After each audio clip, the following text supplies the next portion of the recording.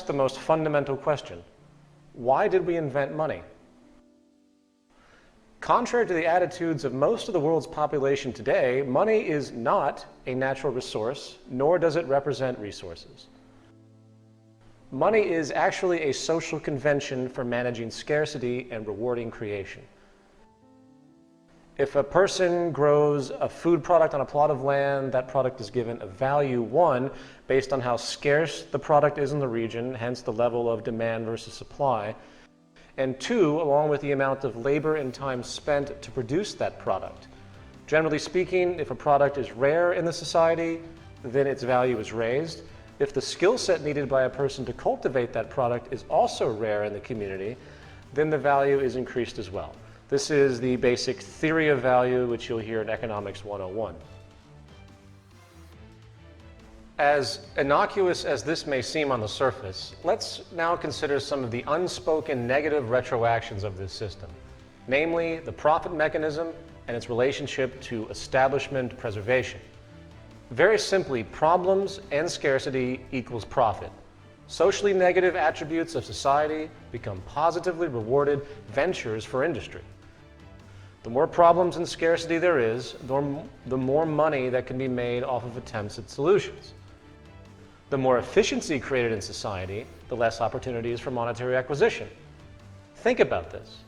In other words, and this might sound rather pessimistic and abrupt, but there is very little intrinsic reward and hence motivation to solve any currently profitable problem in existence. The very nature of monetary reinforcement condones the perpetuation of problems. For example, energy is the cornerstone of our society. You would think that scarce and depleting oil supplies, which is a common speculation at this point in time, peak oil, would be a dire concern given our current social dependence, posing nothing but negative connotations. No, not in the short term. There is nothing the oil companies want more than consistent scarcity. The 2007-2008 speculative bubble in oil, which shut down schools, school buses, and caused immense hardship for the lower classes for both home heating and transportation, is a classic example.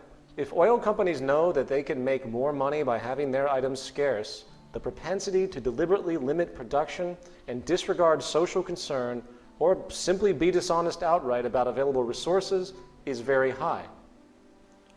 The same goes, unfortunately, for every other socially dire problem, such as environmental pollution. The more polluted our water tables and taps become, the more industry can compensate by offering profitable solutions. This creates a perverse reinforcement of indifference to environmental concern by industry. For the more damage there is, the more money that can be made. It is simply how the game is set up, and the psychological ramifications are sick and profound.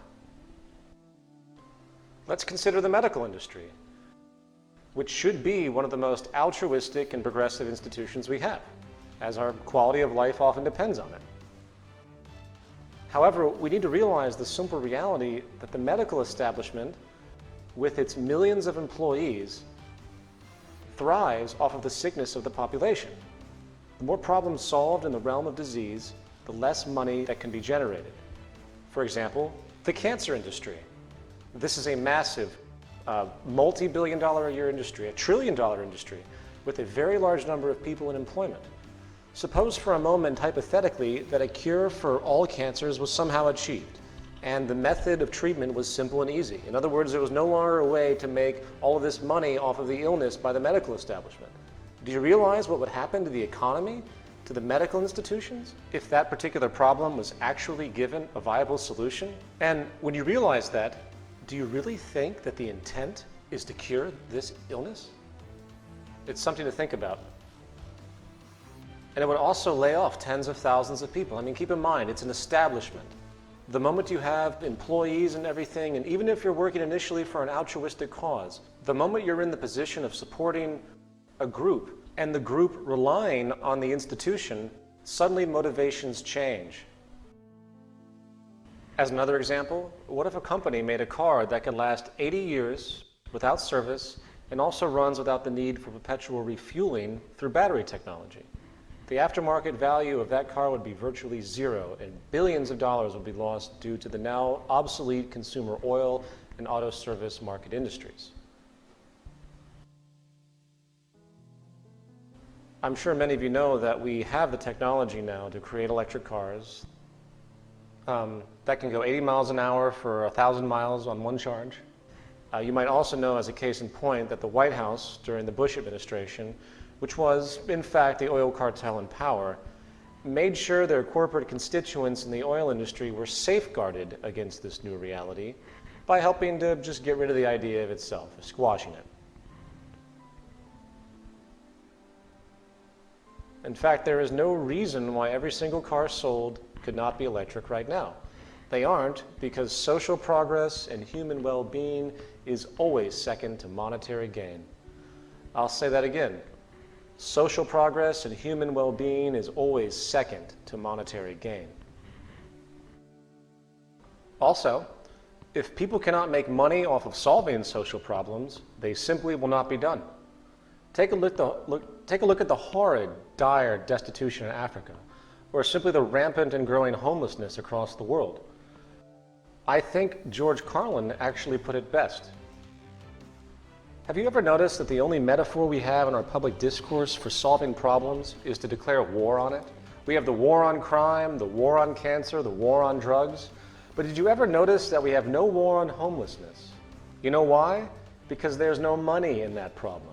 No money to be made off of the homeless. If you can find a solution to homelessness where the corporations and politicians can make a few $1,000,000 each, you will see the streets of America begin to clear up pretty damn quick. Most, when they think about these kinds of things, the word corruption comes to mind. Most feel that these are ethical issues.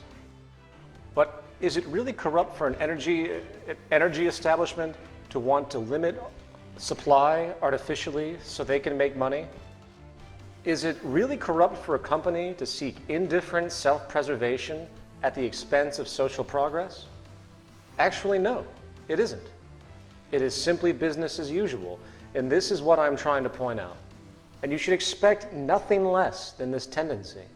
The profit mechanism creates established orders which constitute the survival and wealth of large groups of people. The fact is, no matter how socially beneficial new advents may be, they will be viewed in hostility if they threaten an established, financially driven institution. Meaning social progress can actually be a threat to the establishment. So, to put it into a sentence, abundance, sustainability, and efficiency are the enemies of profit. Progressive advancement in science and technology which can solve problems of inefficiency and scarcity once and for all are, in effect, making the prior establishment's servicing of those issues obsolete. Therefore, in a monetary system, corporations are not just in competition with other corporations. They are in competition with progress itself. That is why social change is so difficult within a monetary system. In other words, the established monetary system refuses free-flowing change.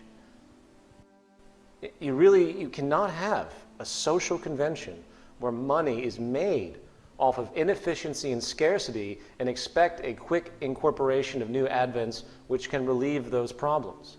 I know I'm drilling this in, but most do not see this, and I want to make sure it is perfectly clear.